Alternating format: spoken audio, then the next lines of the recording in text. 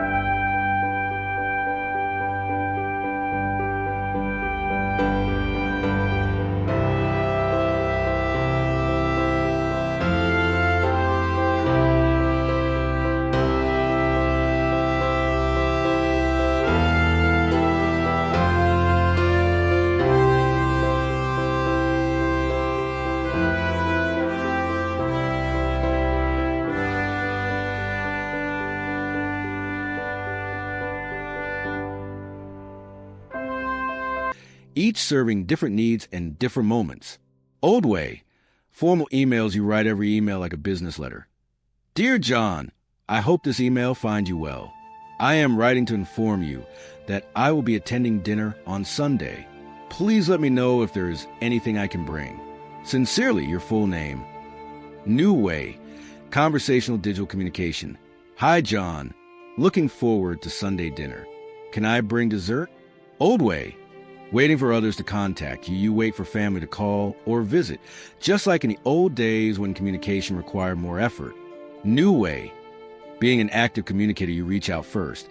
Share photos of your day, comment on family posts, initiate conversations. The fix, embrace digital social norms. The key insight is this: digital communication has its own social rules, and they're designed to make connecting easier and more frequent, not harder. Real example, Bill's transformation. Bill, 69, from Ohio, was sending his daughter formal emails once a week. Their relationship felt distant and obligatory. Then his daughter taught him about casual texting and photo sharing. Now Bill sends his daughter photos of his morning coffee, his garden, funny signs he sees around town. She responds with photos of her kids, her lunch, her dog. They talk multiple times a day through these small visual connections. Their relationship is closer now than it's been in years. Bill told me, I used to think I was bothering her if I contacted her more than once a week. Now I realize she loves these little glimpses into my daily life. Your action step. Think about how you currently use your technology. Are you treating your smartphone like a landline, your tablet like a newspaper, your email like postal mail? Choose one digital habit to modernize this week. Maybe send a casual text instead of a formal email. Share a photo instead of just describing something. Make a video call instead of just a voice call. Remember, the goal isn't to abandon all formality, but to embrace the casual, frequent connection that technology makes possible. This third mistake is perhaps the most heartbreaking because it's the one that directly causes isolation. And ironically, it happens right when you need connection the most. Mistake number 3, isolating when you get stuck. Here's the pattern I see over and over. You're trying to use your phone, computer, or tablet. Something goes wrong. An app won't open. The screen looks different. You can't find something that was there yesterday. Your frustration builds. You feel embarrassed. You think, I should know this by now. So what do? You put the device away. You stop trying. You tell yourself, I'm just not a tech person. And slowly, you withdraw from the digital connections that could enrich your life. Imagine if every time your car made a weird noise, instead of asking a mechanic or a knowledgeable friend for help, you just parked in the garage and never drove again. You become housebound not because cars are inherently too complicated, but because you isolated yourself when you hit a problem. That's exactly what happens with technology. The moment of confusion becomes a moment of shame, which becomes permanent avoidance. But here's the truth that might surprise you. Getting stuck is not a sign that you're not tech savvy. Getting stuck is part of the learning process for everyone, regardless of age. The reality check. Let me share something that might shock you. I watch my 25-year-old nephew struggle with technology all the time. Last week, he couldn't figure out why his email wasn't working. He spent an hour troubleshooting, looked up solutions online, and finally asked his girlfriend for help. The difference? He didn't take it personally. He didn't think, I'm too young for this, or I should just give up. He treated it as a solvable problem and kept working on it. The fix: build your support network. The solution isn't never get stuck. It's to have a plan for when you get stuck. Here's your 3-tier support system. Tier 1. Your phone a friend list identified 2 to 3 people you can call when you're stuck. This might be a tech-savvy family member who's patient with you, a neighbor or friend who's good with technology, a younger person who genuinely enjoys helping. Tier 2. Professional resources many communities offer. Senior Center tech classes, library computer help, Best Buy's Geek Squad, they do house calls, local computer repair shops that offer training. Tier 3. Online help when you're ready. Eventually, you might learn to use YouTube tutorials. Search for seniors plus your specific problem. Simple online forums. Manufacturer help websites. Real example, Dorothy Support Network. Dorothy, 74, from Florida, was about to give up on her tablet after getting frustrated for the third time in a month. Instead, she created her support plan. Her neighbor Jim became her first call for quick questions. She signed up for monthly tech sessions at her library. Her granddaughter set up a weekly 15-minute tech check-in video call. Now, when Dorothy gets stuck, she doesn't shut down. She reaches out. Her confidence has grown tremendously, and she's actually helping other seniors in her building with their tech questions. The mindset shift. Here's the key mindset change. Getting stuck doesn't mean you're failing. It means you're learning. Every tech expert was once a beginner who got stuck countless times. The people who succeed with technology aren't the ones who never have problems. They're the ones who have a plan for solving problems when they arise. Your action step. Before you touch your device again, create your support plan. Identify your phone a friend person. Research one local tech help resource. Make commitment. Next time I get stuck, I will ask for help within 24 hours instead of giving up. Remember, asking for help with technology isn't admitting defeat. It's how learning happens. Now we come to mistake number 4. And this one might be the most costly in terms of misconnections and ongoing isolation. Mistake number 4, avoiding social features completely. Here's what I hear all the time. I don't do social media. Facebook is for young people. I don't want strangers knowing my business. Those apps are too complicated and dangerous. I understand these concerns. I really do. But here's what's happening. By avoiding all social features, you're cutting yourself off from the primary way modern families and communities stay connected. Imagine if your entire neighborhood moved to a new community center where everyone gathers, shares news, celebrates birthdays, and supports each other through difficult times. But you refuse to go because you've heard that sometimes people gossip there, or because you don't understand how the building works. You'd miss out on the entire social fabric.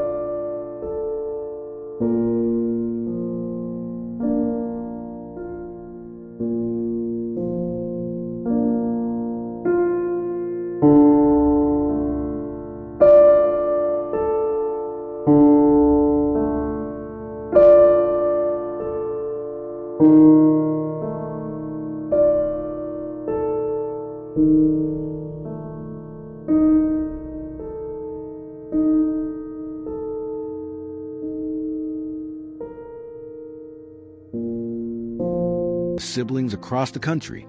But here's the best part. Sarah reconnected with her college roommate who had been looking for her for 15 years. They now video chat monthly, and are planning to meet in person next spring. Sarah told me, I wasted 5 years being afraid of something that brought my family closer together. I wish I'd started sooner. Addressing common concerns. But what about privacy? You can control exactly who sees your information. Start with family-only settings and learn gradually. But what about scams? Yes, scams exist online, just like phone scams and mail scams. But you learn to identify and avoid those. The same skills apply digitally. But I don't want to share personal information. You don't have to share anything personal. You can simply view what others share and comment occasionally. Your action step. Choose one small social step to take this week. Ask a family member to show you their social media for 10 minutes. Create a simple profile on one platform, but don't worry about posting anything yet. Join one online group related to a hobby or interest you already have. Remember, you're not committing to becoming a social media influencer. You're simply opening the door to see what connections might be waiting for you. We've reached our final mistake, and this one might be the most important because it underlies all the others. Mistake number 5, expecting perfection before participation. Here's the pattern. You think you need to completely master technology before you can use it to connect with people. You believe you should understand every feature, every setting, every potential problem before you're qualified to participate in digital communication. This perfectionist approach is keeping you on the sidelines of your own life. Imagine you wanted to learn to swim, but you refused to get in the water until you had perfect swimming technique. You'd study swimming books, watch swimming videos, maybe even practice the arm motions on dry land. But you'd never actually learn to swim because swimming can only be learned in the water, with practice, making mistakes, and gradually improving. Digital connection works the same way. You can't learn to connect digitally without actually doing it imperfectly, messily, with mistakes and gradual improvement. The perfectionism trap. Here's what perfectionism looks like in the digital world. I'll start texting when I can type faster. I'll join Facebook when I understand all the privacy settings. I'll video call when I figure out how to look good on camera. I'll use email when I stop accidentally hitting the wrong buttons. Meanwhile, life is passing you by. Your grandchildren are growing up. Your friends are connecting with each other. Your community is moving forward. And you're sitting on a bench, waiting to feel ready. The truth about digital natives. Here's something that might surprise you. The young people you think are naturally good at technology, they learn by doing, making mistakes, and asking for help. They weren't born knowing how to use smartphones or social media. They figured it out through trial and error, just like you can. The difference is they started with a different mindset. I'll figure this out as I go, instead of, I need to know everything before I start. The fix, embrace good enough technology skills. The goal isn't perfection, it's connection. Here's your new standard. Good enough video calling. You don't need perfect lighting, professional audio, or flawless technique. You just need to see and hear each other clearly enough to have a conversation. Good enough social media. You don't need to understand every feature or create perfect posts. You just need to see what your family is sharing and occasionally let them know you're there. Good enough texting. You don't need to type at lightning speed or use perfect grammar. You just need to send clear, simple messages that keep you connected. Good enough email. You don't need to master every email feature or write perfectly formatted messages. You just need to communicate effectively with the people you care about. Real example, Frank's good enough success. Frank, 78, from Michigan, spent 2 years trying to properly learn his smartphone before using it for anything social. He practiced in isolation, reading manuals, watching tutorials, but never actually connecting with people. Finally, his daughter said, "Dad, just text me hello right now, however you can manage it." Frank sent a clumsy, misspelled text, but his daughter responded immediately with joy and encouragement. That broke the perfectionism spell. Frank started texting family members with simple, imperfect messages. He made video calls where he couldn't figure out how to flip the camera. He joined the family Facebook group and mostly just clicked, like, on posts. But you know what? His relationships with family members improved dramatically. They felt more connected to his daily life. and he felt more included in theirs, not because he became a tech expert, but because he started participating despite imperfection. The mindset shift: replace "I need to do this perfectly" with "I need to do this connectedly." Your family doesn't need you to be a tech expert. They need you to be present in their lives, even if that presence comes through imperfect, beginner-level digital communication. Your action step: this week, do one thing digitally that you've been putting off until you can do it properly. Send that imperfect text message. Make that awkward video call. Post that simple comment on social media. Send that casual email. Remember, connection trumps perfection every single time. Narrator: my dear friends, we've covered a lot of ground today. Let's quickly recap the 5 technology mistakes that are keeping you isolated. Mistake number 1: try to learn everything at once instead of focusing on one meaningful connection at a time. Mistake number 2: using technology like it's 1995 instead of embracing the casual, frequent communication that modern tools make possible. Mistake number 3: isolating when you get stuck instead of building a support network for when challenges arise. Mistake number 4: avoiding social features completely instead of safely exploring the digital spaces where your family and community are connecting. Mistake number 5: expecting perfection before participation instead of embracing good enough connection over isolated perfection. But here's what I want you to remember most: these aren't character flaws or signs that you're not a tech person. These are simply learned behaviors that can be unlearned and replaced with approaches that serve you better. Your homework for this week: I'm going to give you one simple assignment. Choose just one of these mistakes that resonated most with you. Maybe it was the perfectionism trap, or maybe it was trying to learn everything at once. Pick the one that felt most familiar. Now, commit to making one small change this week. Not a complete transformation, just one small step in a better direction. Text me in the comments which mistake you're going to tackle first. I read every comment, and I'll cheer you on. Remember, you have decades of wisdom, countless meaningful relationships, and stories that matter. Technology isn't meant to replace these gifts. It's meant to amplify them and share them with a world that needs what you have to offer. You're not too old to learn new ways of connecting. You're exactly the right age to model for younger generations what it means to adapt, grow, and stay engaged with life. The bridge between you and deeper connections isn't made of complicated technology. It's made of your willingness to take one small, imperfect step at a time. Thank you for joining me today. I'll see you next time, and I can't wait to hear about the connections you're building.